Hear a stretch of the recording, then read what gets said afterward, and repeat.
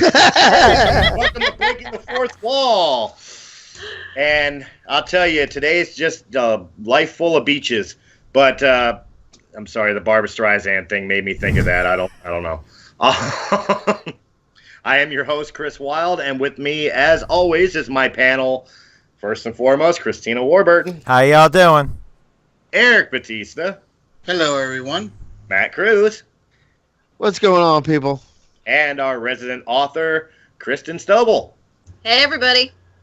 All right. Hey, look, we're gonna go ahead and get into the news here really quick because there's plenty to report, and we're gonna start with the. Well, I'm gonna let Eric start this one off because, quite honestly, I don't really have much of an opinion on this. I feel bad that this happened, but we'll get it out of the way so we can get on to the other news.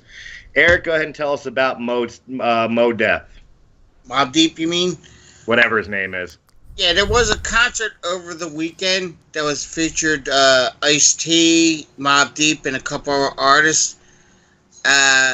His name is Prodigy. He's a member of the group Mobb Deep, and he was born with sickle cell anemia. It's a blood disorder, and supposedly he told Ice-T, goodbye, I'm going to go home back to the hotel because he wasn't feeling good. And supposedly he choked on an egg and then had to get hospitalized, and he just succumbed to the sickle cell anemia. Choked on an egg? Are we talking like a hard-boiled egg? Or Probably it's what it was. But, all right, I'm a little confused right now, So he choked on an egg, but then succumbed to sickle cell anemia. I mean, but he was sick. I guess the sickle cell anemia was shutting his body down. Right. Okay, thank you. Probably process he was probably just having hard-boiled eggs, and probably started to choke, and had to get hospitalized, and he died. I think this morning, at the age of 42. That's young. He's a year younger than me. Correct me if I'm wrong, and I could be way off base here, but sickle cell anemia is something that afflicts mostly African Americans. Yes, only African Americans. Yeah. Okay. So that is kind of like an exclusive, unfortunately, disease to that race and culture. Yeah. I'll say it straight out here. I'm not a fan of rap. I have no love or respect for majority of the hip hop community. With that being said. But you're, like I said, people are entitled to choose what music they listen to, and, I listen to all kinds of music. I'm not one-stranded brain. I listen to metal, rock, classical, even the Broadway show music, so... Well, yeah, so for the most part, so do I. But what I'm saying is that I may not hold a whole lot of love for the art, what people consider the art form of hip hop. That doesn't mean I don't feel bad about a 42-year-old man dying from a horrible disease.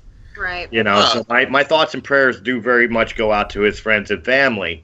Mm-hmm. I don't have to be a fan of his music or his art style to be able to say, I'm terribly sorry that he had to go, especially so young. Right. But that was my way of saying, giving my empathy, but at the same time passing it on to other people that may have more of a happier memory of him as an artist. Yeah, more of a connection. Yeah, I don't know Mobb Deep. I don't listen to a lot of rap either. But the fact that anyone passed away at that kind of age is just. It's sad. Tragic. Especially where I know pretty much a lot of us in this group right now are getting up into that age range too. So it's something that's very, it's scary to know. Well, for us, Christina, we don't have to worry about that kind of disease. I'm not saying sickle cell. I'm just saying in general. That's all. Okay. It's a generalization. And I know I'm having a really funny thought in my brain of Eric driving down the road, singing I'm so pretty, oh so pretty, oh so pretty and witty and gay. Listen. I'm sorry. He said he listens to show tunes, so I could just picture this. I'll be singing that song. Oh my goodness. Oh my god. So that's going to be a for breaking the fourth wall exclusive. We're going to set up cameras in Eric's car at some point, and he's going to sing the Sound of Music while driving. Oh yeah, we're going to move over, Dover Cop, sing and shake it off. We got Eric. Have a musical episode. Enter Lloyd Webber beware. Oh, I had no problem doing that. I'll put it in the car and I'll put my cell phone and tape the 5-hour ride I gotta do. I'll play the whole entire CD in the car. You see, you guys didn't live on his couch like I did when I was separated from my wife. You guys are talking about him singing the Sound of Music in the car. I've physically watched him in his boxers in the kitchen dancing around singing Supercalifragilisticexpialidocious. Okay. And in fact, wow, that's not dope. Wow, I can't even. That's okay. I make up songs for everything I'm doing. Like when I'm cooking mac and cheese, I'm singing a song about cooking mac and cheese. So, to each their own. And I thought I was bad, honestly, when I'm at work and after I have my kids for the weekend, and I'm sitting there freaking singing like just random like kids movies or other songs like that. Like I swear, the one day I'm sitting there driving a clamp truck, moving stack loads out of a floor load out of a truck, singing, "Oh, you pretty chitty bang bang, chitty chitty bang bang, we love you, and our chitty chitty bang bang, chitty chitty bang bang loves us too, in a motor car with chitty chitty weedy pan, bang bang, chitty chitty bang bang, our 5-4 fender friend." Bang bang, chitty chitty bang bang, our 5-4 friendered band, chitty bang bang, chitty chitty bang bang. Chitty bang bang, chitty chitty bang bang. The chitty bang bang, chitty chitty bang bang. Wow. Jen is musical theater kid right here. Jen has caught me grilling at her parents' house. Like I would help with the flipping the burgers or whatever else. Like, it flips the burger or gets the hose again. And I'm humming meat pies from Sweeney Todd. I mean, oh my! At that point, I would not eat the hamburgers you were making. What's your secret ingredient, Chris? Damn, that's good. I'm sure Matt's got one to add to the story collection right now. Oh my God! Come on, Matt, you're on the spot. Actually, come on. Matt, you're gonna put me on the spot like that, huh? Yes. Before you have your spot, the one thing I gotta wonder is how do we go from the death of a rapper to show tunes? That would be Christina. I know exactly where it came off the rails. I'm sorry.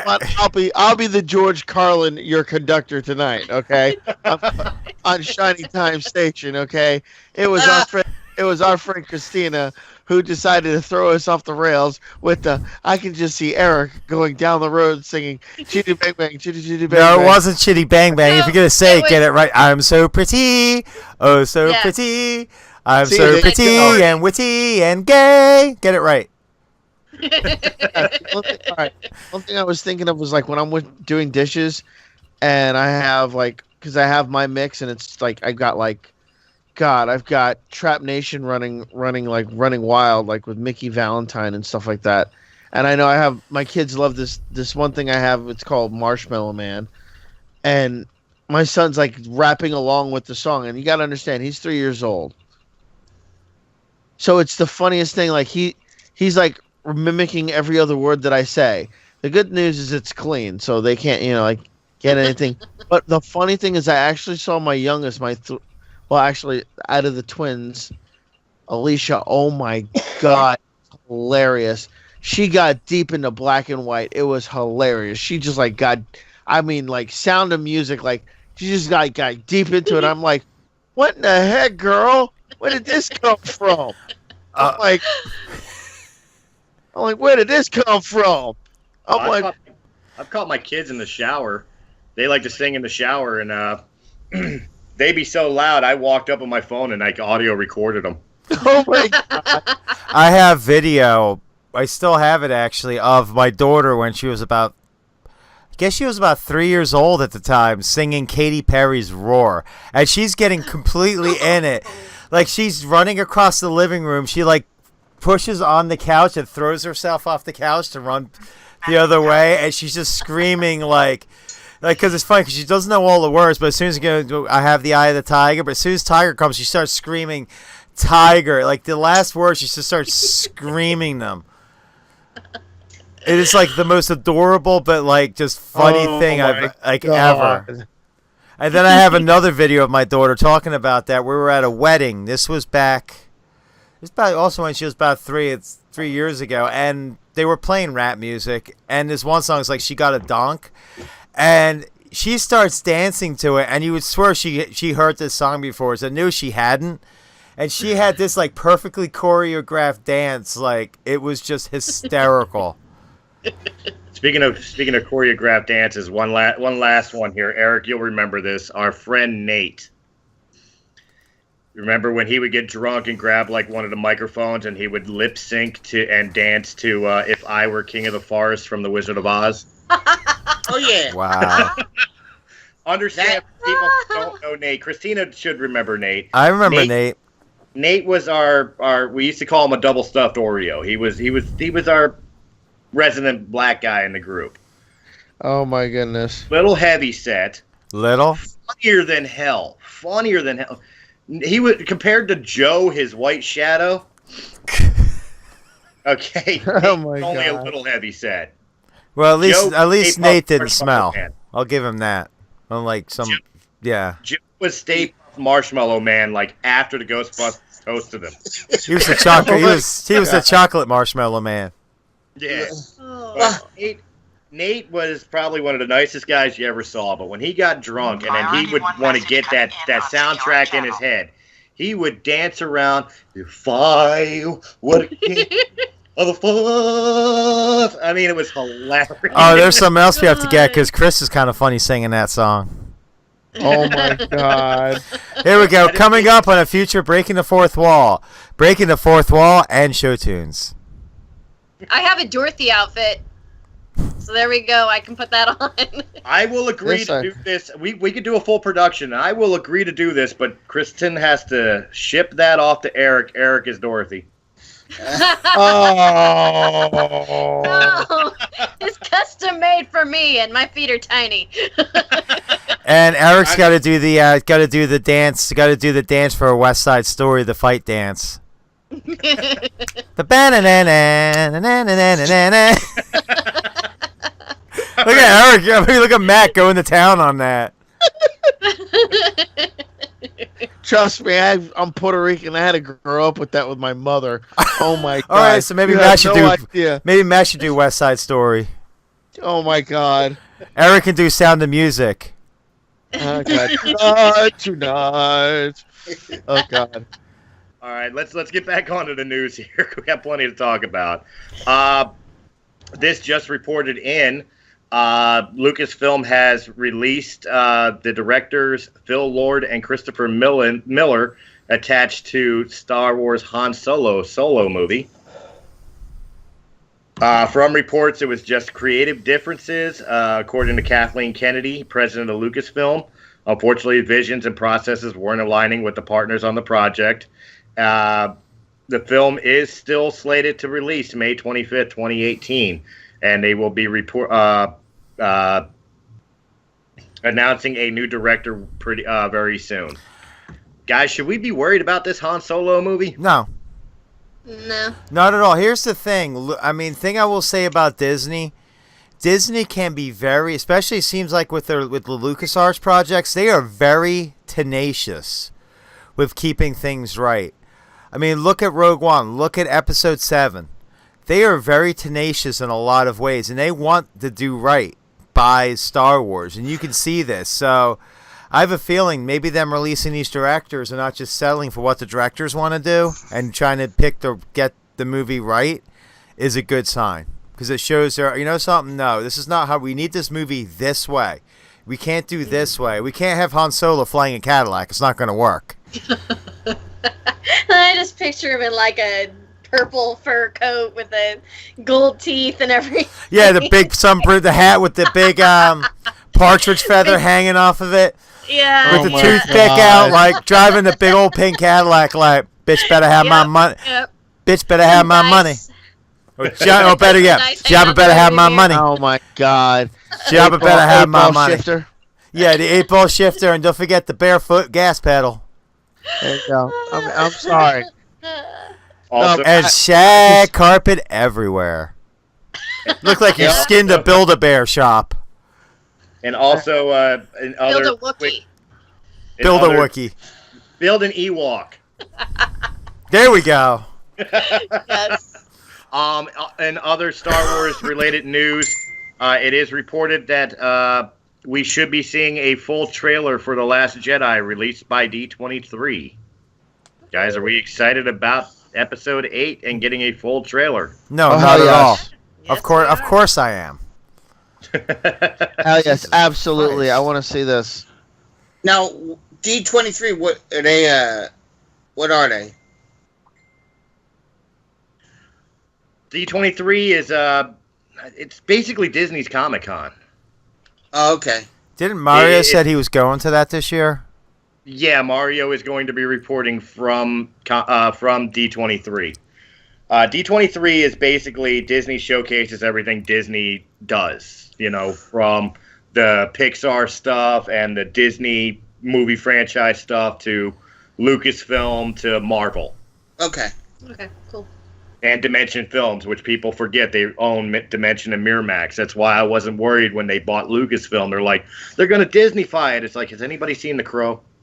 Because that's technically owned by Disney, too. Good point. Has anybody seen Kevin Smith films? They're technically Disney. I know. So now that Disney owns Star Wars, does that mean that Luke Skywalker is a Disney prince? Yeah, and Leia's a princess. Yeah. Actually, we're still fighting. Actually, would Darth Vader be a Disney prince? I'm guessing no. Why not? Because at one point it was a prince. It was he was kind of in a relationship with a princess. Amidala. Technically, She was they're a queen. She was a queen. So if he marries her, and they he were married a married, queen. Yep. they were married. They're keeping that canon. So yeah. Can you imagine like Prince Darth Vader with the Mickey Mouse ears? Prince Vader. Prince Vader. All of a sudden, he doesn't sound so scary anymore. Right. Well, that came up because I play SWTOR, and we were talking about how we customized our various characters, and I was like, mine looks like the prince from Cinderella, and they're like, so you really did make him a Disney prince. I'm like, yeah, I'm gonna own it. I did. What server are you on? What? I'm on Ebonhawk. Oh, I'm on Shadowlands. I used to play on a European, and then I switched. Yeah, over. I haven't played in about a year, but I'm on Shadowlands. I have all 8 of my characters are there. Oh wow, yeah, I moved all mine to Ebonhawk because the people I play with all live on the East Coast. Gotcha. Maybe I'll look into it. Maybe I'll re-kick my account back on and I'll come play, and you can get to meet my smuggler. I have the Rascal's toothpick, so she's a Twi'lek with the Rascal's toothpick, so it's just perfect. Nice. Hey, I've got Knights of the not Knights of the Old Republic. That would be awesome if we had that. The Old Republic on my computer too, and I'm about to launch Press A Gaming. That could be episode 1. We all get together and play some Star Wars Old Republic. I'm down with that. I mean, yeah. Does the multiplayer? Does that multiplayer even work anymore? It does. I played that most of today. My little blue Chiss Deathflower was murdering everything. Well, I have some breaking news for Breaking the Fourth Wall. Okay. Our time slot on Radiocast FM of Thursdays at 7 p.m. Eastern Standard Time has been accosted. We will no longer be appearing on Thursdays at 7 p.m. on Radiocast FM. We have been offered 5 to 7 p.m. on Saturdays. Not bad. Okay. That could be better. So we are moving time slots. Okay. All right. And we will be right in between 2 5-hour blocks of well-known professional radio jocks. So in other words, there should be listeners available. Okay. So this is going to be hopefully a good thing. Good move. It's a positive move, yeah. Originally, I know I kind of seemed like I was in and out of the conversations because I'm actually talking to the owner of Radiocast FM right now, who is asking Want to start that next week? That works for me.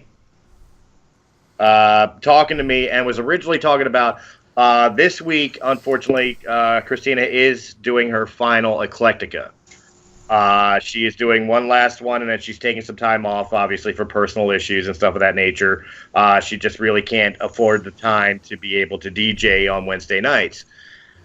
Radiocast was first offering us Eclectica's time slot for Breaking the Fourth Wall because somebody, I guess, I don't know who, but somebody well-known, the only time slot they would be available was August. And this is just going off of the conversation I was having while we were all talking.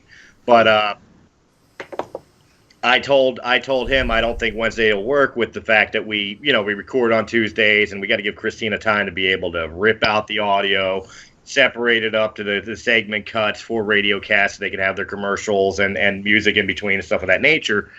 I said, I don't mind if Breaking the Fourth Wall takes a break from Radiocast until we can find a better time slot, if that need be, like being a fair player. And he just turned around and said, how about Saturdays 5 to 7? That works for me. I know nothing was really going on Saturdays anyway. And I think that would be a more primetime spot for us because people will be home and available. Right. Doesn't It'll be easier when I promote. Doesn't War of the Stars also broadcast on Saturdays? Nope. That was a one-time trial. Oh, okay. That was a one-time trial with Radiocast, and it's never been approached about whether we're going to get that to be a continuation thing or not. Really, that's I don't want to go into business. I don't want to go into business too much on the live show here, but really that's Mark Tolley's show, and if he would want it to be on Radiocast, it would have to become a weekly basis show and not bi-weekly. Right. I see. So that would be something that Mark would have to decide, and if he wanted to do that, I'll happily bring it towards Radiocast, see if we can find him a slot. Maybe he could take the Eclectica Wednesday slot. Who knows? But yeah, to touch on the Eclectica thing, it's a lot of just time management right now, more than anything else. And we're really trying to get Realm of the Mist up and running. And for those who don't know, I do a lot of the backdrops work here.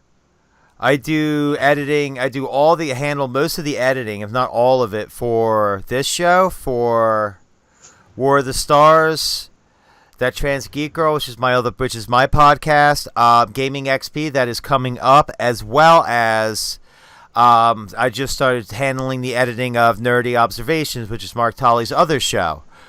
And so, yeah, my hands are pretty full, and so that's one of the reasons why I decided to just take a step back. I'm going to come back eventually. However, just right now, it's just I need that break to be able to get everything else in sync and everything else where it needs to be so we can grow this as a company and help bring Radiocast up with higher quality shows. You are the Felicity to our Team Arrow. Have you seen my computer setup? I posted pictures a while ago. Yeah. Why am I all of a sudden afraid? Why am I all of a sudden very afraid that in this Team Arrow I'm Mr. Terrific? So what does that make me? We'll give you Diggle. We'll be nice. We'll give you Diggle. Right. Who would Eric be then? Speedy. That's jacked. All right. I already claimed Black Canary. There were 2 Speedies. It's up to you to decide whether he's the male or female one. He does have big boobies. The female one, for sure. I think my belly's bigger than my breast. Your belly's holding your breast up. That's the reason they don't sag. All right, moving. But yeah, I'll happily accept that compliment, being Felicity. Thank you. You're welcome. Yeah. Yep. I've been working on catching up on Arrow, so. If I could just squeeze this in, I was just reading about it. It looks like they're turning Deadpool is going to be becoming a TV series. That would kill it. No, that would not work. No, I have heard talks that they were talking about doing an animated Deadpool. It depends on what channel and what time slots. Well, yeah, exactly. I mean, if they're doing like the old Spawn animated show, like on HBO, where it's going to be, oh yeah, then that would be absolutely awesome. Yeah, it's going to be animated. You can't PG-13 Deadpool. You just can't. Yeah, if it's on like 12, 11 o'clock at night on like HBO or Stars or one of those channels, then yeah, awesome. But if it's going to be on like Fox like 7 o'clock at night, then no. According to what I'm reading, it says the FX network. No. FX hammers like over censors everything. Yeah. Well, not true. I mean, Breaking Bad and Sons of Anarchy were FX. And they were pretty brutal shows, but the problem is they were still PG-13. Have you ever watched a movie on FX? I remember watching Ghostbusters. I have seen stuff that will turn you white.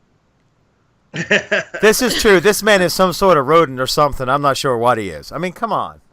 I would definitely rather see it on like a premium channel or Netflix. Right. Definitely Netflix. Absolutely. You know, where they can uncensor it. I will say one thing. The part that screws it up. I will say one thing about FX. It was the funniest edit I ever heard in any movie was on FX. And there was one part where the guy turns around. I'm not going to say what the original one was, but the edit was, it goes, Julius H. Caesar. Okay. All of a sudden, I want to watch the opening part of Reservoir Dogs on FX. Oh, God. Talking about Madonna. Dick.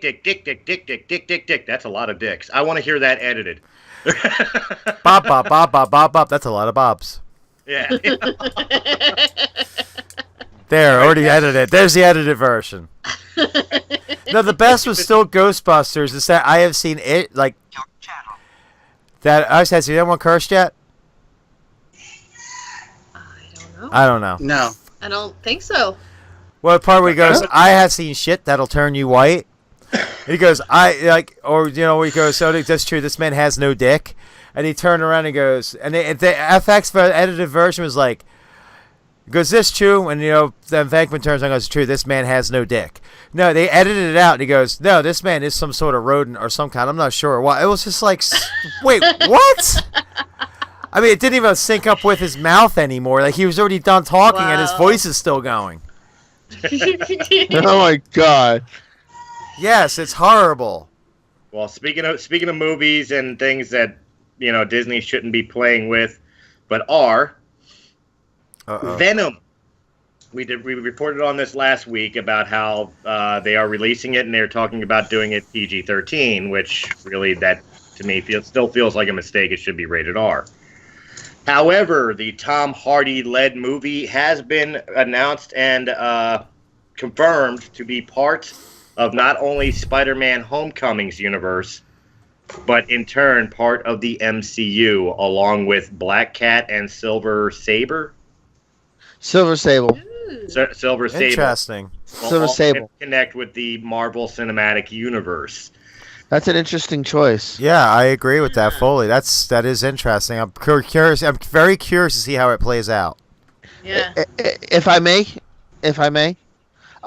Black Cat's an excellent choice. I wonder how they're going to play Felicia Hardy up, especially with Peter being so young. However, with the idea of Silver Sable, I wonder if that could lead to the Thunderbolts. Which, if you don't know who the Thunderbolts are, I can explain them. They're basically a bunch of bad guys who want to do some good. They're basically Marvel's version of the Suicide Squad, except instead of having explosions strapped to them, well, actually inserted in them, they actually do it on their own volition as part of an agreement as parole. Interesting. Which actually is Silver Sable, Sandman, Battlestar, and I'm trying to think of the other members, but that's some of the headliners they have on the Thunderbolts. And actually, they did revamp them again with War Machine and Hawkeye. There's been actually a couple of versions of it. Well, one of my biggest concerns with this, and this is my question to this announcement, is how does Venom tie into the timeline of Spider-Man: Homecoming? I mean, how does it connect? Because we all know from the comics and even from the original movies with Tobey Maguire that Venom was a symbiote alien species that came to Earth and attached itself to Spider-Man, and when Spider-Man broke off of the symbiote is when it found Eddie Brock and became Venom. Right. Correct. Now, we've got Spider-Man who's running around in Homecoming, basically a high school teenager who was using a homemade suit until Tony Stark gives him his Spider-Man outfit in Civil War. And what's he going to say to Tony Stark? It's like, oh, you know what? This one time I had this really cool alien outfit, but I got rid of it. So thanks for the new suit. I mean, how are they going to tie in the Venom Spider-Man connection? Maybe they won't. I mean, it may be possible they may just leave it out and it just goes right to, it skips that whole part of the story, which I don't know how it'll work out, but maybe that's what they're doing.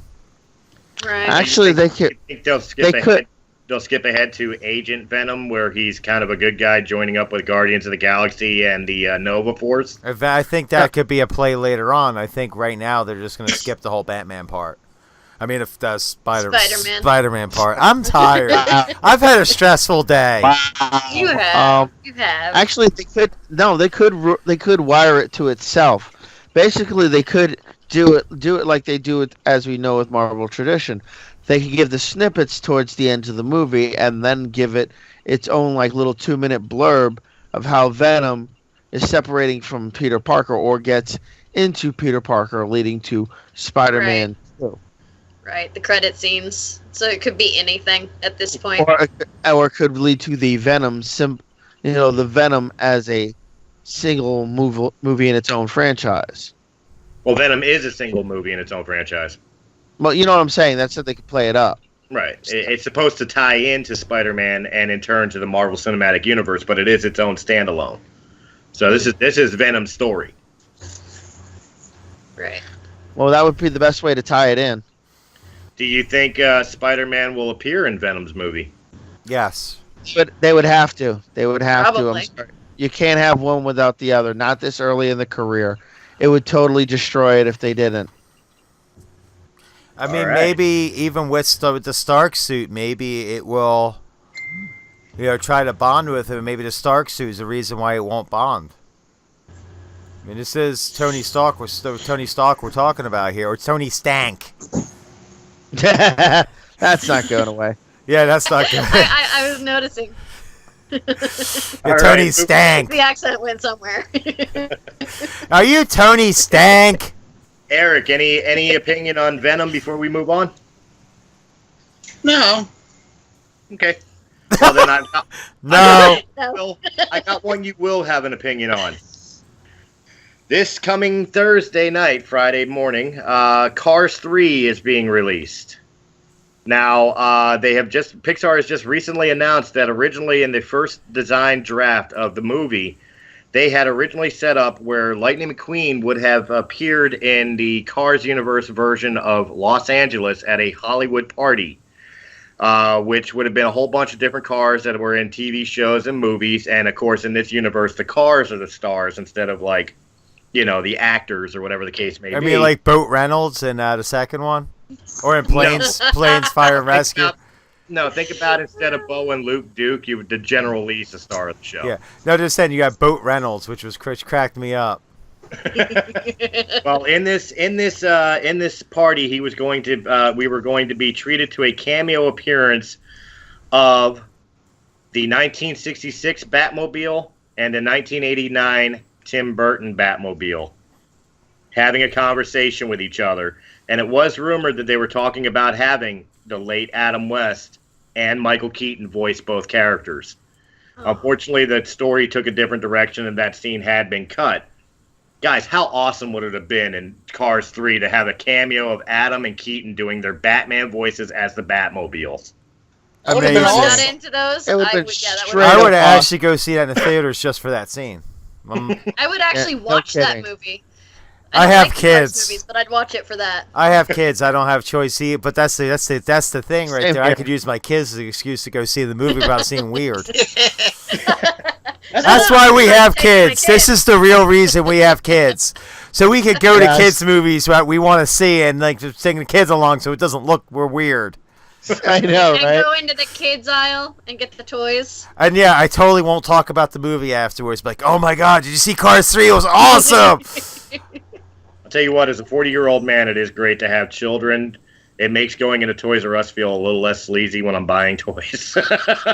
I know, right? You had to go there. Nieces and nephews. I can take them. There you go. Okay, in fairness, I have gone into the toy aisle and then picked something out and at the checkout been like, oh, it's for my nephew.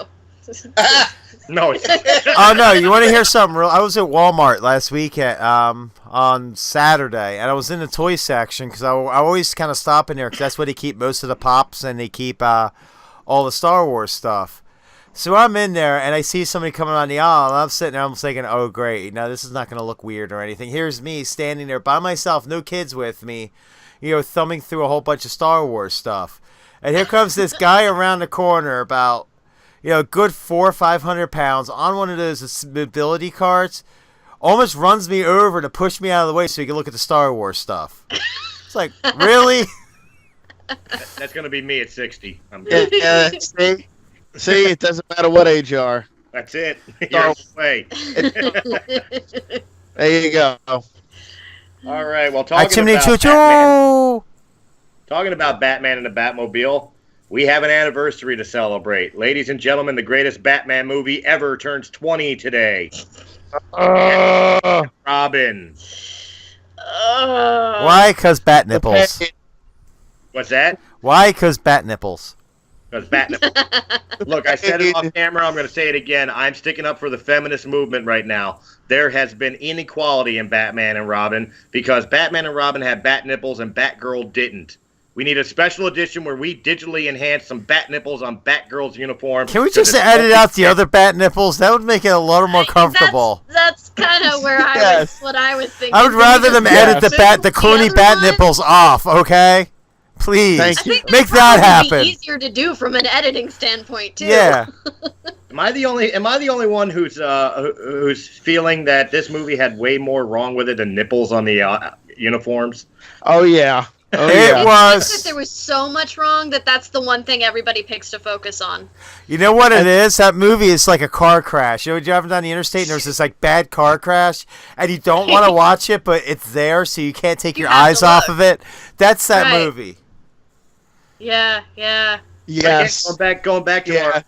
Going back to our musical thoughts on like Eric driving and everything else. I am so pretty, oh so pretty. I'm so pretty and witty and gay. I will say Arnold Schwarzenegger making everybody sing I'm Mr. White Christmas does remind me of Eric a lot. Oh God. That was horrible.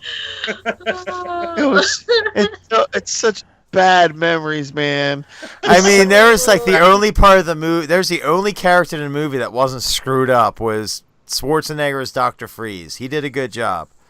He did. Even getting past, Schwarzenegger. With every bad pun imaginable. Mr. Freeze has no personality, and they're giving him the best jokes of the movie. I know that. Well, that wasn't exactly hard to do if you think about it. I like the Mr. Freeze from the animated series, man. That was Freeze done right. What Schwarzenegger did was an abomination, man. The whole damn thing it's a flaming dumpster fire. I didn't say he did a good job. I said it was the best. He was the best character of the movie. There is a difference. Jesus there Christ. is a difference, and it's not necessarily a whole big amount of praise. Look, I'll put it to you simply. It's not necessarily who did an awesome job, who just didn't suck who sucked the least. Look, I get what Christina's doing. She's looking for the prettiest kernel of corn in the turd. Exactly. I mean, I liked Poison Ivy's outfits. Those were Well, I did enjoy watching Alicia Silverstone in Black Rubber.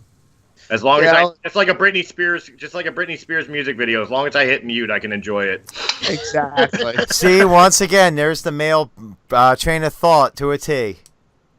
Ooh, I see butt and boobs and tight rubber. 2 minutes ago, he was trying to be feminist. I was fighting for free the nipple. Somehow it just seems a little less feminist. And all of a sudden, he went back to. I'm just, I think he kind of missed the mark on that. Just a hair. Yeah, just a hair. Maybe it is my male mentality. If we're going to talk about feminism for a second here, like in New York, where they're trying to push for like women allowed to walk shirtless, like guys do in the heat and the weather and stuff like that. Who's fighting against this? Like even the most chauvinistic male would be like, okay, yeah, like who's fighting against women being able to do that? Okay, Chris, are we talking about a certain age limit? Because who wants to see a 75-year-old woman with her sagging boobs hanging down her chest? See, once again, now that's discriminatory. Lunch rush? Right. That's discriminatory right there, Eric. If you I don't want to see it, don't look.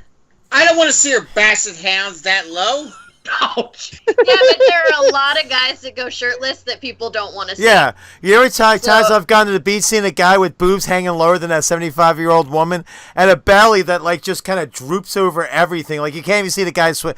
And that's the guy who wants to wear the damn Speedos. That those should be goddamn illegal. Or the guys that have their pants that just won't stay up, and so whenever they bend over anything, their butt cracks are out. I want to carry around a tube of caulk with me for those days. I suffer from no ass. That is a clinical disease. I suffer from no ass at all. I can't still stay up for shit. That's my one. We just went past our curse limit. That's my one for the day. But I do have to agree with you on that. There are guys walking around in Wildwood, New Jersey right now that if women are forced to wear a bra, they should be too. Amen. And that's the other thing. Like, there should be certain men. You want to talk about, like, clothing privileges and rights? Certain men should not be allowed to wear thongs, Speedos, or anything under a 75-pound weight limit. Thank you. And that's the thing. Like, I was down at Rehoboth Beach Saturday, and this guy was walking around. He had this thong on, okay, which would have been fine if it didn't look like somebody squeezed the air, like somebody rolled up the the tube of toothpaste, and it was all just blown up out of the top half of this little Speedo. And I swear those threads were at their damn breaking strength. There's breaking tensile strength, okay? Like if he farted, dude, that thing was going. It was probably wait. That G-string was probably so tight. Let me finish. That G-string was probably so tight. If he farted, it was like plucking an E-string. Okay? Bong. Wait. He was wearing a thong so tight that if he farted, it would whistle. Yeah, no, it would sound like somebody was playing a guitar. Hey guys, I can play Angel of Death. I'm just envisioning as a kid, you take a piece of paper and you would hold it against your lips and like blowing, you get like the little noise or whatever. That's all I'm envisioning. Somebody just lifting cheek, and that's all you do the crowd. I swear there should be a danger sign around that guy. Danger. Thong may break at any time. Oh God! Why do I get the impression? All right, guys, let's take a break. We're at 43 minutes, so let's take a break and have RadioCast do their thing. Why do I have the impression that this week's episode is now entitled "Bat Nipples and Man Thongs"? Grape Smugglers. Just call it Grape Smugglers. It works. Bat Nipples and Grape Smugglers. We'll be right back on RadioCastFM.com.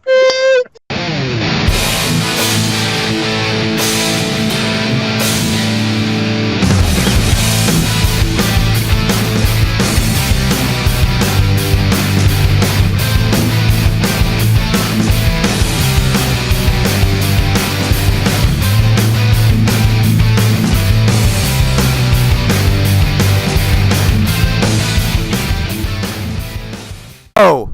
Hey, welcome back to Banana Hammock on Fourth Wall. Oh, God. We're swinging at you. Hammock. That's what this show is broken down to. We've gone into dick and fart jokes. That's all we have. Oh, my God. Well, no, the Grape Smugglers are a little bit more than that. It keeps everything tight, but makes everything awkward. Yes, you have joined into the low-hanging fruit of RadioCast FM shows. And this might be our last ever episode of Radio Cast at this point, because maybe getting kicked off after this episode. We're probably getting kicked off after this episode, yeah. What? I can just picture the conversation with the owner right now. Hey, Chris, do you have a minute to talk? No. Yeah, what's up? I can't... What was all this stuff about grape smugglers? What are grape smugglers? Are they Colombians? Are they smuggling? Is that what you said? I want to apologize to any of our Colombian listeners. Yeah, the one we might have. The one we might have. Juan Valdez, I'm sorry. You're something, you just made it worse. I like my coffee. Oh, God. I didn't know that was a prime export from Colombia. Break Matt count. How many times we break Matt in an episode? Oh, we're going for gold tonight. I see the counter on the bottom left of the screen right now. And it should go ding every time. No, not ding. We just need an audio recording of his first initial laugh. It just goes every time. Sounds like Michael Jackson getting butt shanked. No, that's the sound effect. We'll call it Michael Jackson puts a thong on backwards. Maybe that's why he grabs him. Maybe he always did. Maybe that's why he had to grab himself all the time to try to reposition himself. Oh, God. That's what it was. It wasn't dancing. It was like, God damn it, shifted again.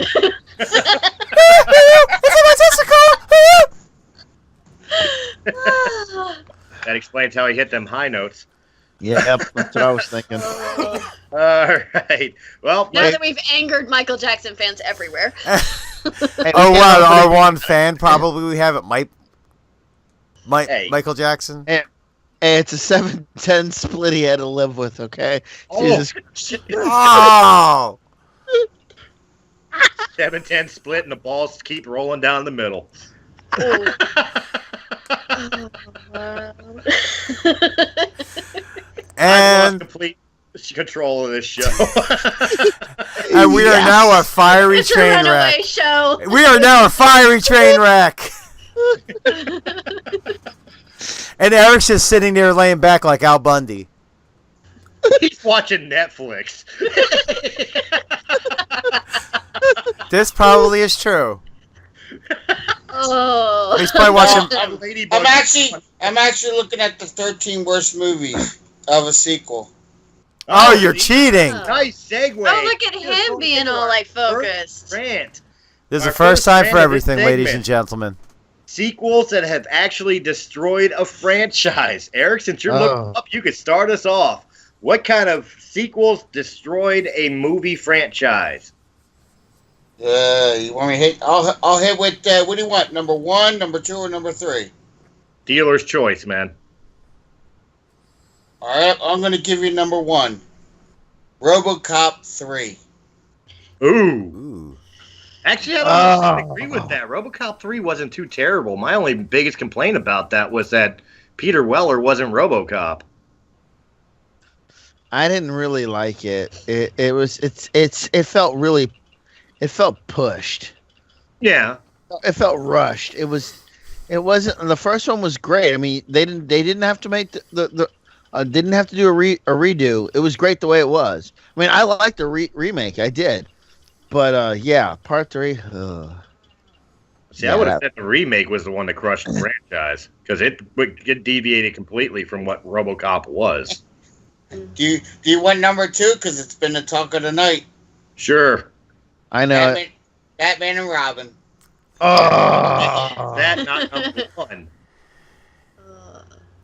How is that not number? Well, what's number 1 now?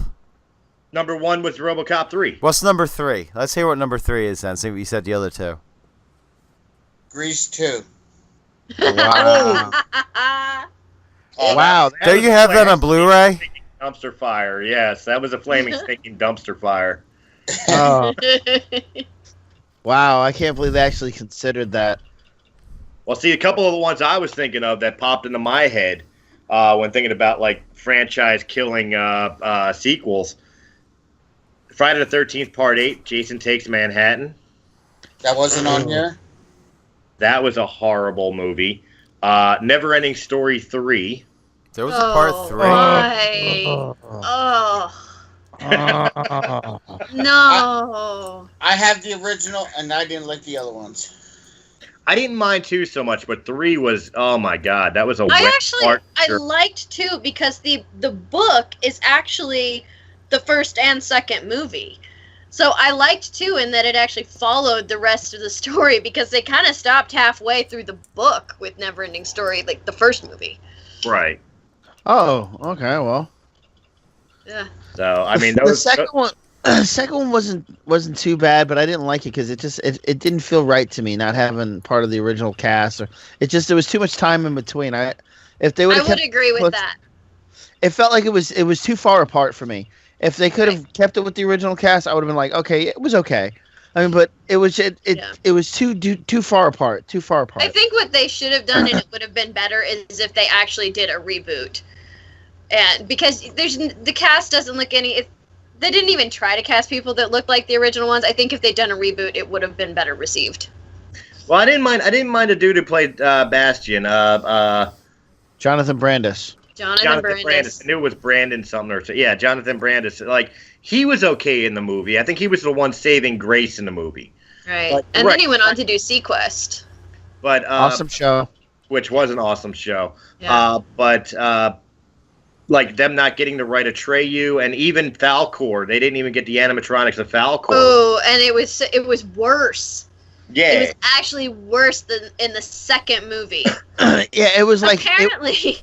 It was like I was like, right. It was like I was 3 when it came out, and apparently I threw a huge fit at the end of the movie because I thought it was going to be never ending. So I don't know if I just thought we were going to be in the movie theater for the rest of our lives, but I just threw this huge fit when the movie ended. And it's such a shame because a lot of these movies that we're talking about, Neverending Story, RoboCop, Batman, RoboCop. These had strong openers, and even some of them had like strong second installments.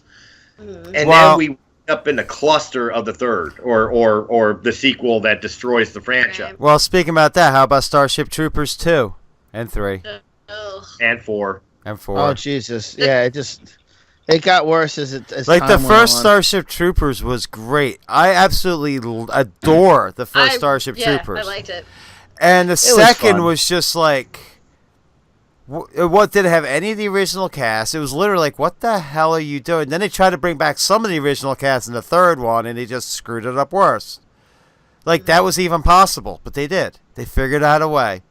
Yeah, they did. There's also ones that somehow survived a terrible sequel. Like Pirates of the Caribbean on Stranger Tides. That's a horrible movie. And now they're making another one. And from what I understand, it is out. No, it's out now. How about we go back? How about Halloween 3, Season of the Witch? That's easily expandable. That was actually John Carpenter's fault because he wanted to do it much later, like Trick or Treat. The way Trick or Treat came out, how it was different stories, like kind of like Tales from the Crypt or one of those type of horror magazines. Oh, I know. That's what he wanted. I know what it was, but I'm just saying it was such like a horrible. It just was done so badly. Yeah, I guess from a movie franchise that was already built up. Michael Myers. I mean, to a point where the next movie they went right back to Michael Myers because they're like, oh, we messed up. Let's just backstep and never good again. How about Hellraiser Bloodline? Oh, is that the one with the DJ in there too? Yes. No, that was 3. Bloodline was the one that took place in space with the space station that became a giant cube. Oh God! Yes. That Hellraiser part of the franchise was depressing. Why? And I've mentioned it before, but the third Mummy movie, not this. I don't count the Scorpion King because that's more of a spin-off, but the third Mummy movie. Ugh. Oh, the Emperor. Star Trek Final Frontier. And let's not go back to our conversation a couple weeks ago with Alien Resurrection. Alien 3. Resurrection technically did kill a franchise. Yeah. Some things should not be resurrected. That Just one was don't go so. there. But Star Trek 5 is a perfect example. Star Trek's a perfect example of something that survived its franchise killing, because 5 should have killed it. There should never have been a 6. There should never have been a Next Generation movie. Reboot maybe, but there shouldn't have been a movie on it. 6 was pretty good though. 6 was great, yeah. They went back to the formula that worked with 6. Also, Klingons quoting Shakespeare. Well, how about also the Matrix? How about the Matrix Reloaded? Oh God! Matrix I try to forget that any of the sequels happened. Yeah, the only good sequel from the Matrix was the Animatrix. Yes, absolutely. That was actually tender, loving care. The other ones were just like we're gonna make a 2-hour filler and make it work. I mean, like seriously, okay, you guys are surviving for your lives on this like destroyed Earth. They go to Scion, and Scion's a big dance party. Right. Yeah, no kidding. And all of a sudden now they're all wearing like decent gear, like. Yeah. Yeah, it was just, and the stories were convoluted and weird, and it just didn't work. And then the third one came out, and it just was like even worse. Yeah. And it's like, please stop, please stop, please stop. Oh, damn, I can't remember math now. You know? Yeah, pretty much. I can't unsee this. We were just talking about them earlier. The Teenage Mutant Ninja Turtles. Oh, God. Secret of the Use. No, I'm not even gonna pick on Secret of the Use. Turtles in Time, the third. That's stupid. Oh God damn it! Just no, just no. Just let it die. Yeah. No, that was just they could. It just no, just no. It was. I mean, Michael Bay. You thought Michael Bay's abortion was bad. I mean, come on, man. Oh, come on. They should have known better with Michael Bay when he had him direct Transformers, because look what the mess he did to Pearl Harbor. You're lucky my kids are in bed right now, because right now you're about to invoke a wrath of rant. I swear to God. Michael Bay. Let's move on. Big explosion. Second rant. It's a perfect segue. Guy going. Second rant. Transformers: The Last Night comes out this weekend. This is the 5th installment of the the Transformers Michael Bay series, and has also been announced as the final Michael Bay Transformers movie. Thank God. Michael Bay is stepping away. They should have kept it a trilogy and just quit there while they were already falling behind. Jesus Christ. Well, look, I know this is the question I'm gonna pose to you guys. Like, I'm a big Transformers fan, like the cartoons, the toys. Hell yeah. Original cartoon movie, even though like they destroyed our childhood by killing every single freaking Transformer we loved in like the first 15 minutes of the movie. I know. But with the Michael Bay films, I don't hate them as much as a lot of people do. I mean, to me they're just fun popcorn flicks. If I close off my brain and just enjoy it for an action flick, I can forgive the fact that it's just a CGI mess. I do have to swallow Shia LaBeouf's performance, which you have to do in anything Shia LaBeouf is in, but beyond that. Oh, come on. Let's be honest. You're a guy. You just sit there and make up for it by staring at Megan Fox. Yeah. But you know what? As hot as Megan Fox is, I love the girlfriend that he had in the third one more. The German girl. Yeah. To me, she was hotter. See, it's not. I don't know. It's not just the raping of my childhood that I can't stand Michael Bay. It's the complete formula that he does every time. He's done it now for 5 movies where you can actually make the Michael Bay drinking game. It's like you take a shot for every situation you see in Michael Bay's movie. 1, perpetual sunset. Everywhere you turn, the sun is setting. Where the hell is noon? Where the hell is 2 o'clock in the goddamn afternoon? Where the hell is the rest of time? It has to be perpetual friggin' sunset and sunrise. Have you lost your mind? 2, whenever you see an American flag or soldier, take a shot. Why? Because somewhere, somehow, American soldiers are going to get involved, which is awesome because I am prior military. But come on, let's give it a rest. Aren't the Autobots supposed to take care of their own problems just as well? Do we always have to lean on the men and on the brave men and women of our country? This is supposed to be about Transformers, not Transformers and the military. Well, you got to remember in that arc, the when they created Nest and everything else with the military, it was anti-Decepticon units. They were teaching humans how to handle the Decepticons, even if the Autobots were not there. Yeah, but they never involved them as much as they did in the cartoon series. So I gotta go with that a little. Would you rather have Spike and his dad than the guy? Actually, if you remember from the cartoon show, their last name was Witwicky. Was it really? Absolutely. I swear to you, on the episode that Spike, I can actually quote it to you. In the episode where Spike had to get his mind transferred into an Autobot, they actually quoted his last name. He's like, Mr. Witwicky, we're sorry, there's not much we could do for your son. And I swear to God, they actually did use it. 3, Yes. if you see a scantily clad, if you have a scantily clad teen, almost possibly underage girl, take a shot. Because trust me, Megan Fox, she just got tired of it. But then they just replaced her with somebody else. It wasn't hard to do. And what was the other one? Oh, yeah.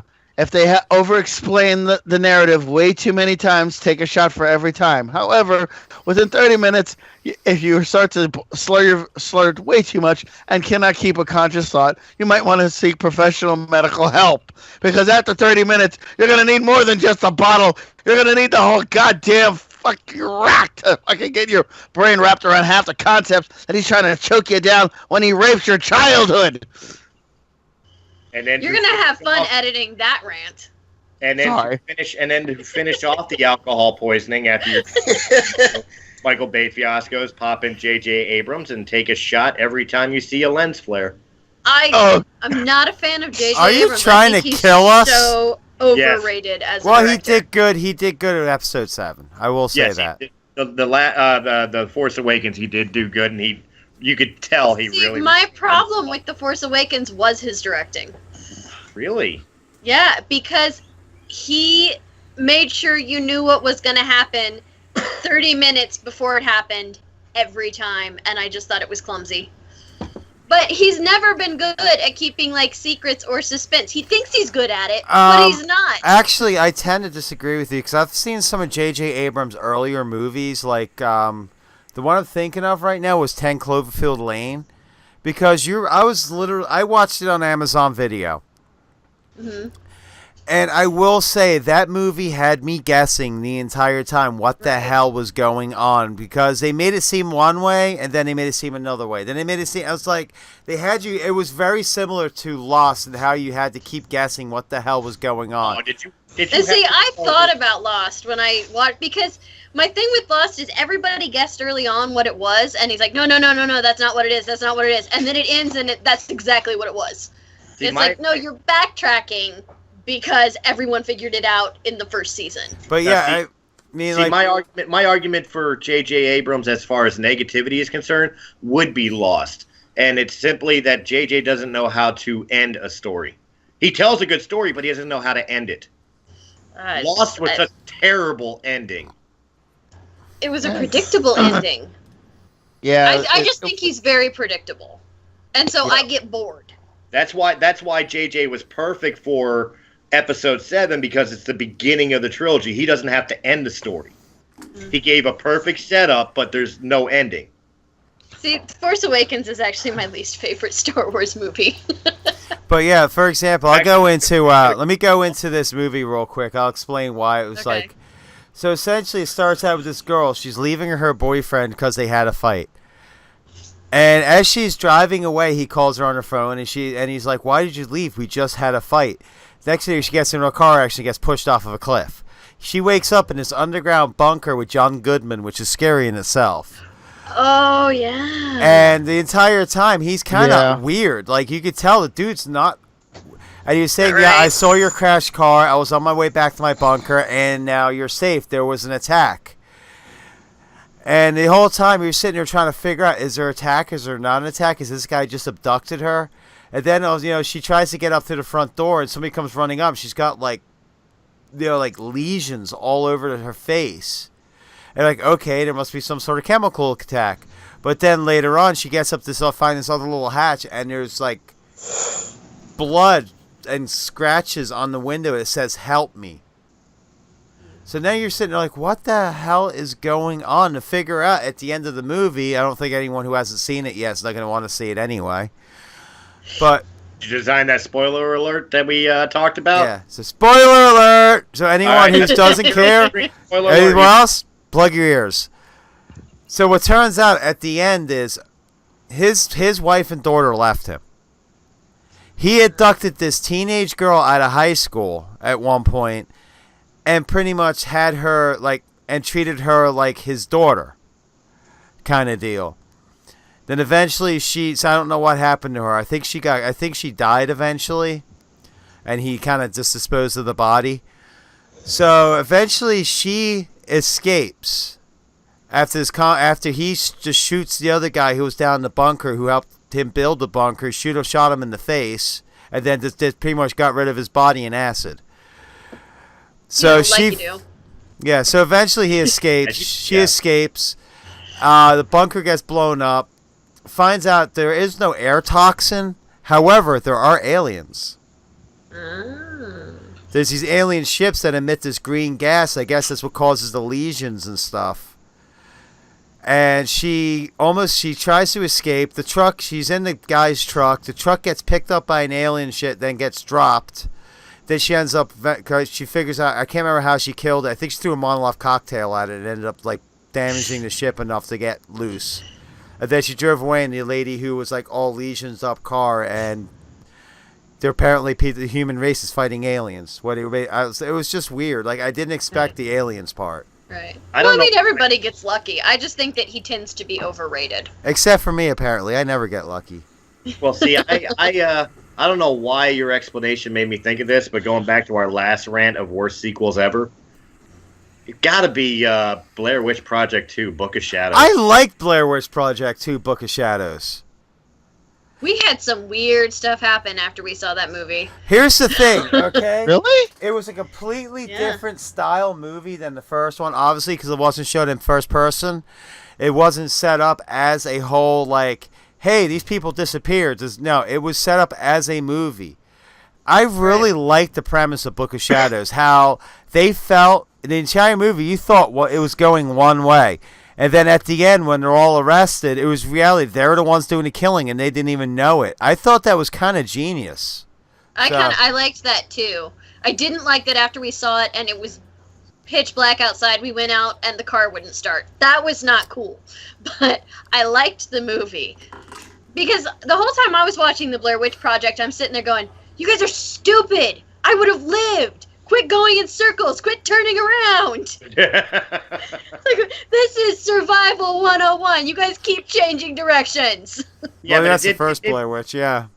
Yeah. It did. The second one did follow the premise of Scream, though, because everything went to crap when they went out into the woods where the Blair Witch Project apparently happened, the films and everything else. And what do? They get drunk, they get high, they have sex. They're breaking the rules. They're breaking the rules of a horror movie. Well, that's what you got to do to have a horror movie. Well, I would survive a horror movie because I've been pre-disastered. So, what do you mean by pre-disastered people survive? Yeah, same here. Yeah, like if something really bad happened in your past, you're either going to survive or you're the killer and you didn't know it. Or both. We're good. I'm good. Right. Yeah, I think I'm all right. I've been through enough hell already. The apocalypse would be a real breath of relief. Right. And if you have a parent who's deceased, you also live. It's like a rule. I was 6 months old when my dad passed away. I live. We live. Now I want a shirt that says I would survive a horror movie. Oh, I know I would. I have survived a horror movie. I'm the one yelling at people in horror movies. You know, like when they take out the killer, you know, and they sit there and stand on top of the body, like, just get the fuck out of there. Just get out of there. Just get out of there. Just get out of there. No, get out of there. Don't kick the body, you stupid. Get in that car and leave. Leave. See, I like to think. What are you running up the stairs for? Always up the stairs. Why are you running up the stairs and not out the front door? The front door is right there. Or why do they always go to secluded areas instead of a big crowded mall? Yeah, it's like, hey, look, there's a gas station. Ooh, look, woods. I'm going to go run in the woods and hide from the killer. Right?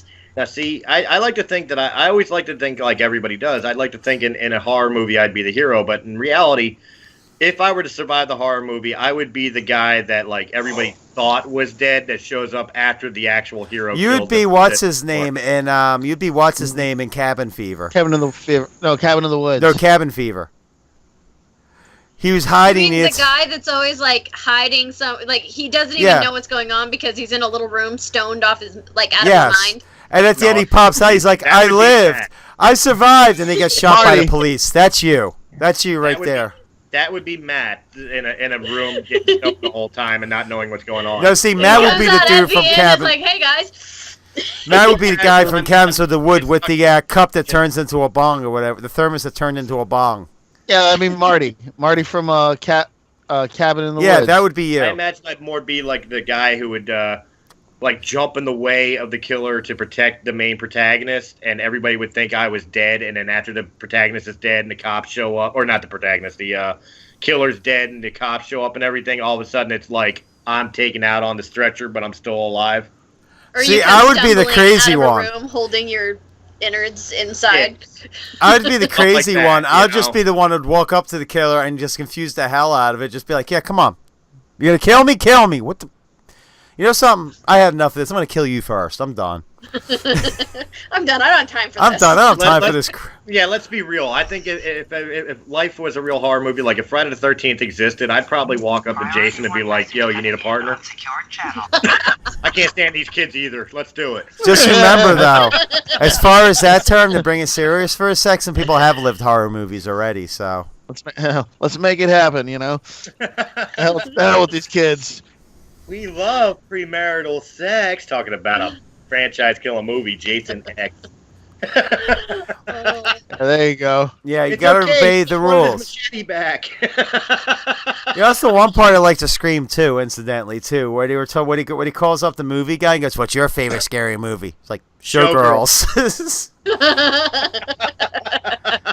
That was Scream 2. Yeah, that's what I just said. Scream 2. The hell out of me. I said Scream 2. Oh my God. Well, franchises. Another franchise-killing movie, Hangover Part 2. Yeah. Hangover Part 1 was the franchise killer. No, I liked Hangover Part 1. Through that movie. Well, I never got through the first one. I got far. I didn't like Hangover, but if we're going to talk about franchise killers, or should have been franchise killers, and for some reason the franchise survived it, let's be honest, Fast and Furious Tokyo Drift. Yep. I like how they wrote a whole series of movies afterwards just to make that movie make sense in the timeline. Like, seriously, think about it. Then they went back to 4, and then 5. It wasn't by like the 6th or 7th movie, but it actually started to make sense with Tokyo Drift. Like, Tokyo Drift didn't happen in between 2 and 4. It happened after 7. It's like, how does that make sense? Because 7 is like where they finally tied it all together, and it was just like, okay, it took you guys 4 movies to tie in Tokyo Drift to the whole universe? Really? 4 movies? Somebody made me watch the first one, and after that I was like, why? Things you learn from Fast and Furious. Well, see, you yell NOS at a burning car, it explodes. Cars have 30-speed transmissions. See, Eric. Let me keep going here. Hold on, no, I'm doing. In fact, hold on a sec. People like Eric love the Fast and Furious franchise, so he could definitely be the devil's advocate in this conversation. But even he's got to be able to admit that as much as you or I may think they should never have made any of the Fast and Furious movies ever, whether I'll keep going with it. Tokyo Drift was the biggest dumpster fire out of that whole entire series. Oh, come on. Let's not... The casting wasn't even that great. The high school kid, it looked like he was in his 30s. Oh, God. Yeah, Lucas. With the really bad Texas accent. Well, see, the director, when they did Tokyo Drift, basically, he was just introducing drifting of the cars because it was so underground. That's why that was made. I mean, what threw me off is it's like, okay, you killed Han in Tokyo Drift, and then he's alive in the next one. I said, what the hell's going on? It was weird. It's like, wait a minute, you guys went totally ass backwards, pretty much like Christina was saying, because it's like, okay, he's in 5, you know? Because when he said in the third one, he's like, well, I was, he was in love with a girl once, okay, which we all know who it was. It's the girl that plays Wonder Woman. Because he fell in love with her, and it's like, okay, so, because it's like he put Tokyo Drift in 5 when they were driving away, and I'm like, okay, you just really just screwed up the franchise. I was like, how can you do that? You should have did that one before. I mean, I like them because of the cars. I mean, I was always into souped up cars with nitrous and all that stuff. I mean, that's why I like them. I like them because of the cars. Well, let's be honest. Let's be honest. Fast and Furious franchise is the same as the Transformers franchise. They're giant car commercials. Souped up cars. It's what they are. You're trying to sell cars. Here we go. So if a person's not into cars, they're not going to be into those movies. Here's some here's some funny stuff about this for you. So what I've learned from Fast and Furious. Day 1, I didn't realize NOS was worth so much. I definitely still got a 12-pack in the garage from 2002. Really hopping in the car. Let me see. Oh, God, I got to find other ones here. Yeah, dead air. But yeah, it was just like there's like a whole bunch of them. I can't find the one I found before, but it was like the stuff was hysterical. It was like, like just because a Honda can be. It was like stuff like, who knew a Honda could actually beat a muscle car? Like stuff like that. Like they can't. Here's a funny fact for you. You know how you see all? I mean, you live in Philly. You live near enough Philly. You too, Eric.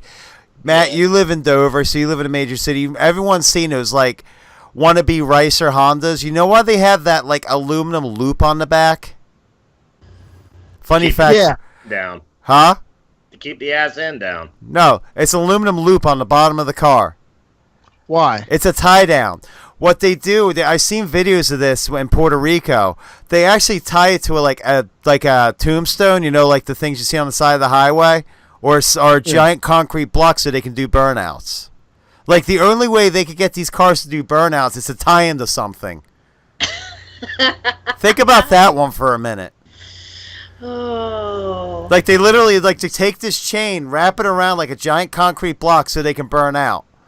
Like, meanwhile, the old muscle cars, like, Chris, you remember my Cutlass? Unfortunately. I mean, unfortunately. It was no muscle car. It was a Cutlass. 1976 Cutlass. It was a muscle car. It was a Cutlass. It was a big block muscle car. It's still a muscle car. Muscle cars are Camaros and Mustangs and SS's, not a freaking Cutlass. You are wrong. You are so wrong right now. Muscle cars are any domestic vehicle built between 1977 and under. And even that was argumented to be 1972 and under. But anything those cars came with muscle car. Well, there are in that argument, yes, but it was technically a muscle car. It still had Dodge Challenger. It's a muscle car. Yes, it is a muscle car. Your argument, you just said 72. 69. I said anything under. Oh, under. Okay. Yeah. Under. I heard you wrong. She did say under. I thought she said 72 up. Sorry. No, 72 under. Like some people say 72, but reality is 77 and under. A lot of those cars, the reason why people say 72 is because 73 is the first year of emissions, what killed the horsepower in a lot of those cars. And that's actually when Chrysler said, okay, well, we're done. We're not building any more cars like this because you're killing us with these emissions. But, yeah, like the Skylark. Okay, those Skylarks were actually, some of them are pretty mean. The Buick Wildcat, that's a muscle car. You had the Skylark GTX. You had the GTO. You had the Cutlass, a.k.a. also the submodels of that, the Hurst Olds 442. You had the Charger, the Challenger, the Barracuda on the Mopar front. You had the Stingray, which is a Corvette. You had the GTO, the Le Mans, the Tempest, I've got to keep thinking here. The Torino, the Ford Torinos. muscle car. Mustang, of course, which is the most well-known. Mustang and Camaro are the most well-known. The Firebird and Trans Ams. There's a lot of them out there. The Volare. The Volare was never a muscle car. That thing had a 6-cylinder engine in it. The Galaxies. The Galaxies, yes, the 60s Galaxies. It's the Galaxy 500s especially. It goes on. The El Camino was even considered a muscle car, as well as the Ranchero. Mm-hmm. The El Camino. And the Ranchero, which was Ford's version of it was built off of a Torino frame.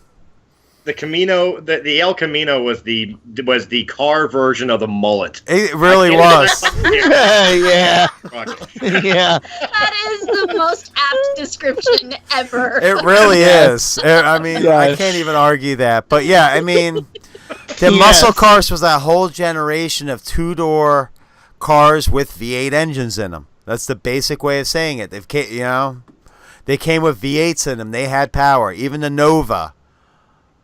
You can't take it away from the Nova. That was the poor man's muscle car. That was the I'm kind of broke, but I can afford a Nova. That was the Datsun. Datsuns were the poor man's muscle car, even in the 80s. Datsuns weren't muscle cars because they're imported or Japanese. Muscle cars are exclusively American vehicles. Yeah, but Datsuns were powerful little cars until Nissan turned around, bought out the company, and turned it into a complete pussy fest. Well, yet again, Nissan does have one of the fastest production cars ever built. We have to give that credit. Who? Nissan. What car? The R34 Skyline. That beats out like a Lamborghini Countach? I doubt it. Lamborghini Countach is not considered a production car because they're hand assembled. We're talking about cars built. Production cars are cars built on assembly lines. Oh, okay. By machines. Okay. Lamborghinis, Ferraris, Koenigseggs, McLarens, they're all hand built. They're all custom hand built. Those cars, the R34 Skyline is actually faster than a Corvette. It is faster than the Roush Mustang. It is the fastest production car in the market. It's faster than a Camaro.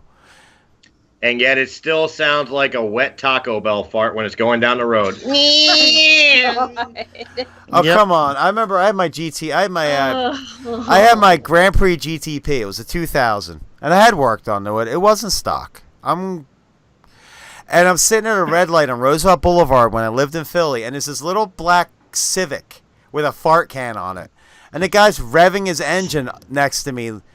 Here's... And I'm looking over, the guy's I'm like, fine. So I rev up. The light turns green. I turn up. I see this car literally buck so hard that its nose probably smashed the ground and stalled and just smoke pouring out of it. He blew his clutch. And I just couldn't. And I literally slowed down and just walked away. See, that's why I argue. I'm a motorcycle guy, and Harleys are 100% thing, to me. This bull crap street racer bikes like the rice burning crotch rockets. I cannot stand these things, and people try to act like badass. Like, again, you're talking about like a wet fart sound going down the road. Like, the hell is that, dude? Where's the power? Where's the balls in this thing? You forgot my Honda my CB750K, that cruiser I had. No, I didn't, because I didn't know anything about that. I might have been right after you moved to Colorado. I had a 83 Honda CB750K Cruiser. Had a 4-cylinder engine in it. 4 carburetor, 4 engine, 750cc. That bike was unruly fast for starters, and it was heavy, so it wasn't just built on like a light frame. It was a heavy frame. I put it in the back of my F-150, and my F-150 was rubbing tires when I first picked the bike up. So I sagged out a half-ton pickup truck with it. That's how much weight this thing had.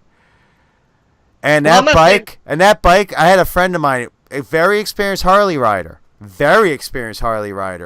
mean, he's had Harleys his entire life. He's like, yo, let me take it out for a ride. So I figured, okay, why not? Yeah, he dumped it, and it's because it was too fast for him. Well, see, I'm not saying that there aren't decent foreign motorcycles. I mean, I'm not just talking about like Harley as a motorcycle. You're talking about crotch rockets. I'm talking about crotch rockets. Yeah, exactly. Like Hondas have like the gold wings and stuff like that. I mean, these Shadow. are decent bikes.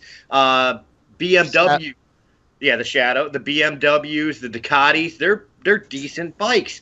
But then you look at these Kawasaki Ninja queer baits. I can't even find a nice way. I'm sorry if I insult anybody, but I can't find a nicer way to put it. Like, why are they the biggest douchebags on the road? No.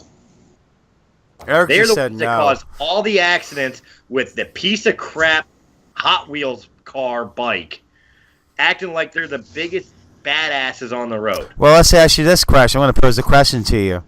Would you rather have a crotch rocket, or would you rather have a smart car? I'd rather walk and accept the bus pass. You guys are going on and on about cars, and I'm sitting here going, I used to have a horse. So did I. What kind of horse? She's got real paint. horsepower. A what? A quarter horse paint. Oh, Named nice. Picasso's Dolly. Yeah. Nice. Nice. She was my sweetie. Growing up, Ah, I have Growing up- bogarted the car conversation. I was gonna say I had an Appaloosa. I had a black quarter horse. Yeah, I had an Appaloosa. Uh, Black and white. my favorite Nice horse long growing mane, up was a shows my Palomino, sweetheart. and that was just because of Mr. Ed. I loved my horse though because the one that I had come over to reshoe her, she fucking kicked him. And that's 2 of the F-bombs by Christina. Hey, you know something? After what I've been through today, I don't care. My horse was obsessed with Dr. Pepper and pickles. My horse was obsessed with buttons. Don't you have the jackets that have like the larger buttons on it? Yeah. Yeah, don't wear it. You would never wear it around her. She would sure as the sun is bright, would sit there, would go right for your jacket and try to eat it every time. Yeah. Like she was obsessed with eating buttons. How we doing on time, Christina? No clue. 10:46. Was I supposed to be paying attention? 42 minutes, 36 seconds. All right. Well, we are reaching that point where we're going to go ahead and take a couple minutes here and take a break for RadioCast FM station identification and some music, and we'll be right back with our closing thoughts on RadioCastFM.com. Banana hammock.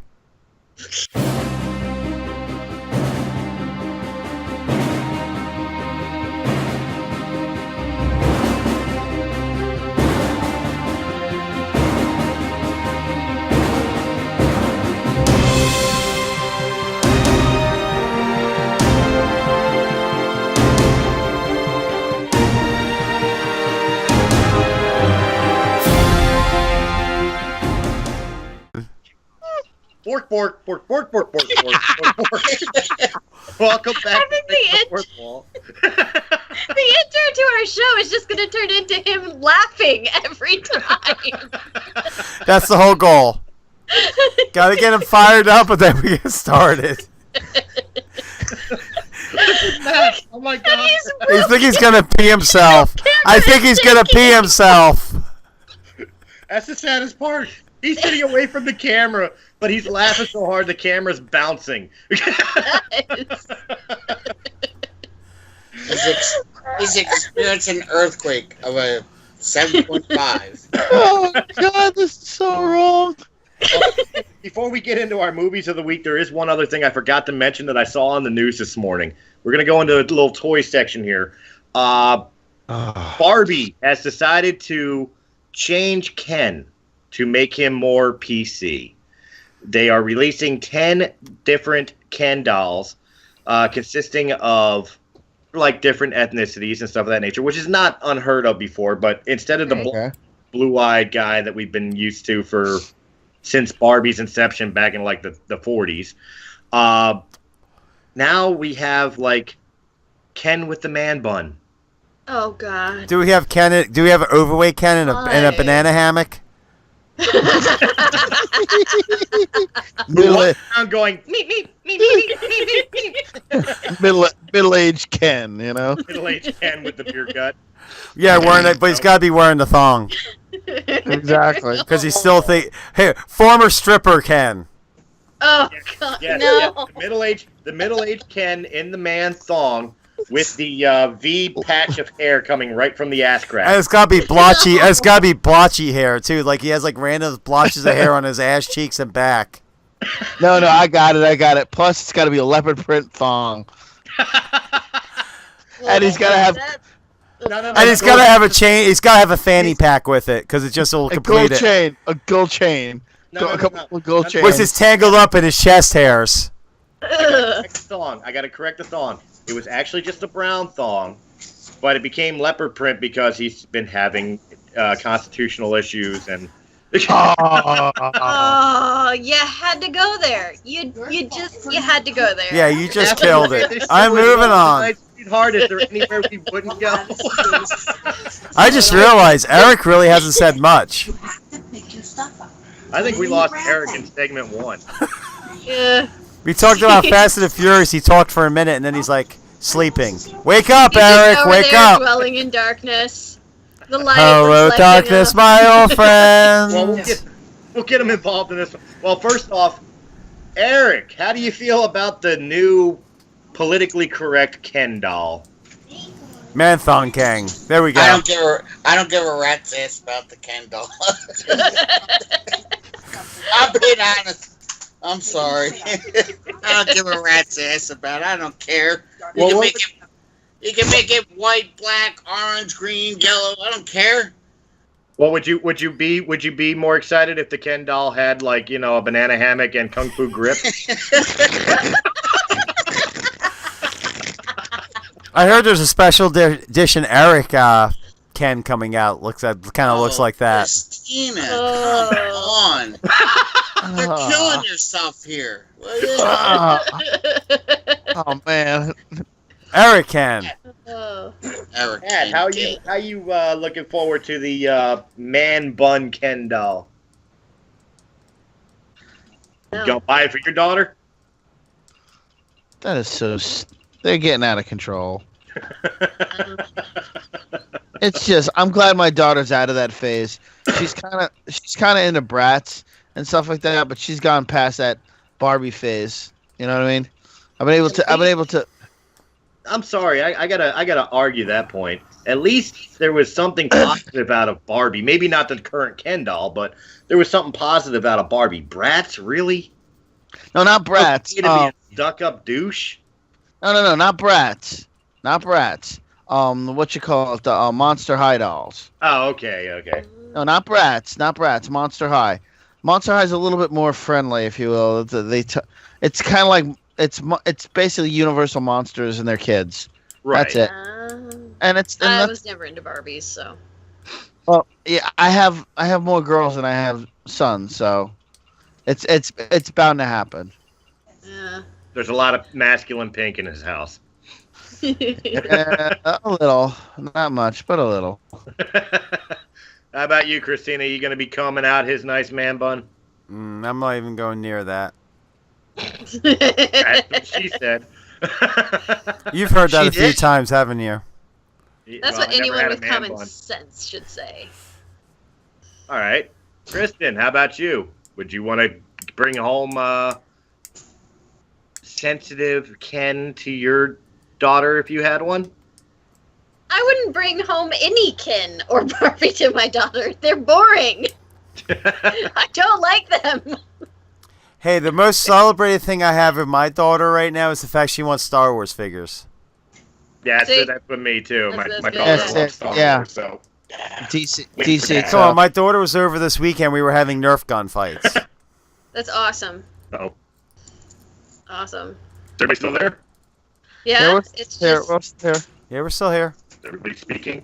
Yeah, but you're breaking up. We are, but you sound like you sound like you should say put the lotion on the skin. or else it gets the hose again. Or he's talking in water. Don't hurt, princess. And we lost the host. And boom goes the dynamite. All right. Well, I guess we're gonna have to continue this with Well, see if he comes back. So. All right. We got a couple minutes to see if he comes back. If not, we can just continue discussing man thongs. Why? Because it's mean. Okay, let's ask this. Okay, what's the worst thing you've ever seen on the beach? Matt? Are we talking about like in that or just bad overall? Just bad overall. Well, being from New York, some things washed up that weren't exactly anything I wanted to see. I can only imagine. Yeah, so it's either drugs, body parts, or just nasty stuff. Pretty much nasty stuff. Like sometimes you're wondering like, okay, I'm not gonna go swim at the medical waste. They have a pool. They have a pool out here, right? Oh, I'm out of here. It's pretty much that's where everything goes. Oh. Is he coming back? He's a spinning circle of death. Yeah, he was swirling. Swirly. Oh, there he is. Was I swirling? You were swirling. You were swirling. Yeah, you were. It was bad. I don't know what the hell happened. You lost All connection. Right, so, you probably had a lag out on your internet. It happens. Well, I'm hardwired in, so it couldn't have been that. It had to have been the system. Well, now here I am on my phone, so sorry about that, guys. But might as well get into our movie picks of the week so we can end this episode since my computer decided to crap out like in the last 10 minutes of the show. Thanks, HP. Yeah, sponsored by HP. Movies based on TV shows will be the movie picks of the week. Ooh, okay. So, was inspired by or a spin-off from a TV show. Doesn't matter what era or when. Doesn't matter if it's comedy, horror, or otherwise. What's your guys' picks for movies based off of TV shows? I called this one earlier, so I'm going to go with it. Addams Family. Gave me my first. I said it to them before, and I'll say it again. First Hollywood crush when I was a kid. Christina Ricci.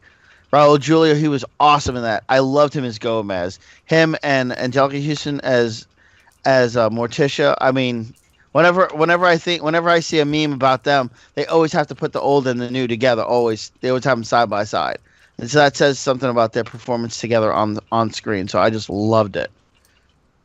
Addams Family. All right, Eric, you look thrilled. How about you? That stunk, or you want me? Shit. This is movie pick of the week. This is what you want people to watch this week. Oh. There's not many TV show movies that I could think of that were good to recommend. Well, that was a movie. I'll say, you know what? I just actually watched it, so I'm going to say Wonder Woman. That was a TV show. That's fair enough. I mean, it was based on a comic, but that's fair enough. There was a TV show before there was a movie. All right, well, you saw Wonder Woman. What'd you think of it? It's kind of started out slow, but it picked up in the end. It was really, really good. Really good movie. All right. Christen, your movie pick of the week. I'm too lazy to really think about it, so I'm just gonna say Batman. Wow. Which one? Batman and Robin. I'm gonna go the Tim Burton. Yeah, no. Batman Returns. I love that one. Now I can watch it. Yes, Michelle Pfeiffer. Mm-hmm. Yeah. I'll play off of Christen's in a minute. Christina, your choice. South Park, bigger, longer, uncut. Oh God! Right. Because why wouldn't you just love a movie with just endless fart jokes, a whole song sung by Terrence and Phillip, them trying to go to war with Canada of all places, and Satan has a musical number. And too. Satan has a musical having an intimate, like I try to phrase this without screwing up again, having an intimate relationship with Saddam Hussein. Come on, guy. And shooting and kind of general shooting and the bad racism, which South Park's known for, and shooting Bill Gates in the face because of Windows 98. Well, see, my choice for the week was going to be the movie I showed you guys earlier that I just recently picked up, Battlestar Galactica: Blood and Chrome. It's a prequel movie to the rebooted TV show. explaining the story of Admiral Amata when he first got attached to Galactica as a young lieutenant fresh out of the academy, and was a fighter pilot flying a Rapier-class ship through a special ops mission. Kind of built to his legend and character within the Battlestar Galactica universe. It was actually a really well-done movie, so get a chance, check that out. But as far as Christen is concerned, when she chose Batman, I'm highly disappointed you did not choose the 1966 Batman movie. I've never seen it. Oh my! It's on Netflix. Go watch it. Is it? Okay, I didn't know it was on Netflix. You just can't get rid of a bomb. Bear in mind, I didn't actually get that into comic books and like the comic book movies until I got older. So the odds are so high, a gambler wouldn't have taken them. When they landed on a pile of surplus phone rubber. Christina, where can they find you? You can find me on Facebook, Christina Talley Warburton. You can also find me on Realm of the Mist Entertainment with my new podcast, which is called That Trans Geek Girl, which launched 2 weeks ago, actually. You can also find me on Xbox Live as Kava Biodira. You can find me on PSN at Biohaze666. You can... Yeah, I finally remembered it. Took me 2 weeks. You can also... took that long. Yeah, whatever. Like I said, well, by the time this airs, my last show of Eclectica will have aired and been done with. So no longer on that front, which is kind of sad, but at the same time I needed to do it to free up time for our YouTube segments and everything else. And if you want to email me, it's Christina_Talley, Tali, @yahoo.com. Eric. All right, you can find me on Facebook at Eric J. Batista Sr., and I'm also on the Xbox One at Smoke1437. And it's pretty much it. Matt. Everyone can find me on Facebook at Matthew with 2 T's Cruz. And you can contact me at Fox with 2 X's C77 at gmail.com. And soon to be coming, and we'll be filming it this week, Gaming XP, which will be airing next week. It's the first episode. Christina, when are we going to release this date, or are we just going to We'll talk about that off camera. That's okay. That's not All right. talking news now. Okay. But other than that, yeah, that's where you guys can find me. And Christen. you can find me on Facebook under Christen Stovall, or on the fan page for my books, the Song of Souls trilogy. You can find me on Twitter. Again, Christen Stovall. And since everyone else mentioned gaming things, you can also find me on the Ebon Hawk server of Star Wars The Old Republic as Inari Sun. There you go. And speaking of Star Wars Old Republic, first off, you can find me at Facebook.com at Christopher Michael Stolley. You can also find me at RealmOfTheMist.com. You can find me every Monday Raising the Underground on Radiocast FM. Breaking the Fourth Wall. Sometimes I appear on War of the Stars. Sometimes I appear on some of the other great shows that we have on Radiocast FM. Or, yeah, not Radiocast. On our YouTube channel, Realm of the Myth. And, of course, I am launching a brand new show myself. Have not decided on when it's gonna air yet, but I am reforming a Let's Play episodic show. Dealing with different video games. I may even play the Old Republic with some of our cast members.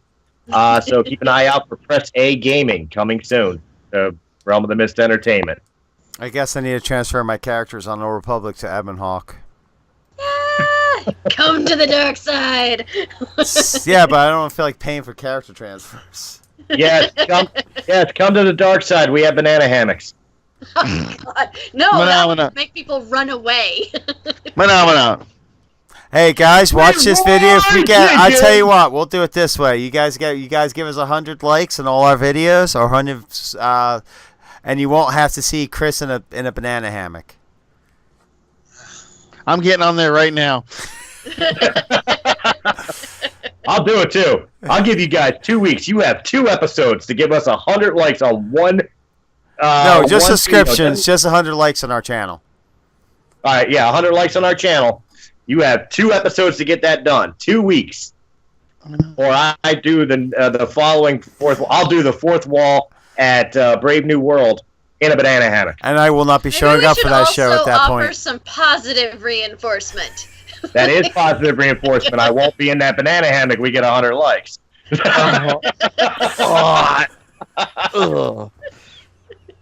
a small banana. Chiquita banana. Un poquito manzana. Un poquito. All right, on that note, guys, have a good week. We'll catch you next week on RadioCast FM. Have a good one, guys. Nice. Y'all have a good one.